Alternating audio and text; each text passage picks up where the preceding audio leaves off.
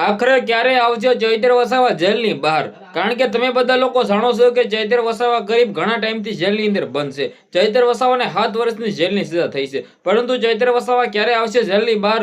શું ચૈત્ર વસાવા આવી જશે જેલની બહાર?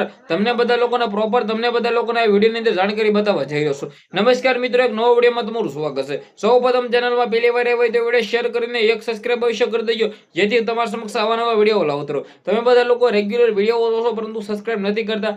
રાહ કોની જોવો છો? જલ્દીથી સબસ્ક્રાઇબ કરી દો, જેથી તમારો ભાઈ તમારા માટે આવા નવા અપ ટુ ડેટ ડિટેલ્સના વિડીયો લાવતો રહું. ચૈત્રભાઈ વસાવા ક્યાંક ને ક્યાંક ચૈત્ર વસાવાને જિલ્લા કોર્ટે 7 વર્ષની જેલની સજા ફટકારવામાં આવી છે. પરંતુ ચૈત્ર વસાવા સાથે જે 18 દિવસનું બાળક ગયું હતું, જે મહિલા ગઈ હતી, આ બંનેનું તો ક્યાંક ને ક્યાંક જામીન મળી ગયા છે, એટલે કે બહાર આવી ગયા છે. પરંતુ મુદ્દાની વાત એ છે કે ચૈત્ર વસાવા આવશે જેલની બહાર ક્યારે?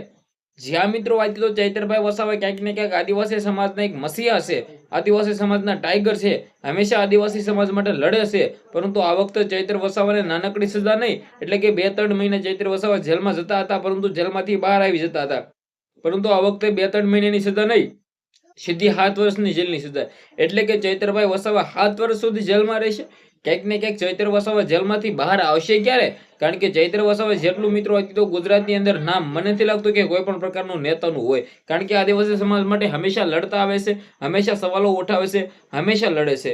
કે આદિવાસી સમાજના ટાઈગર એવા ચૈત્ર વસાવાને જેલમાં નાખી દેવામાં આવ્યો છે. હવે તમારા બધા લોકોના માઇન્ડની અંદર એક પ્રશ્ન હશે કે ચૈત્ર વસાવા આવશે જેલની બહાર ક્યારે? હવે ચૈત્ર વસાવા ક્યારે જેલની બહાર આવે એના વિશે આપણે વાત કરીએ, એના વિશે આપણે ચર્ચા કરીએ. તો ચૈત્ર વસાવા ક્યાંક ને ક્યાંક આવનારા ટાઈમની અંદર હાઈકોર્ટની અંદર અપીલ કરશે અથવા કરી દીધી છે.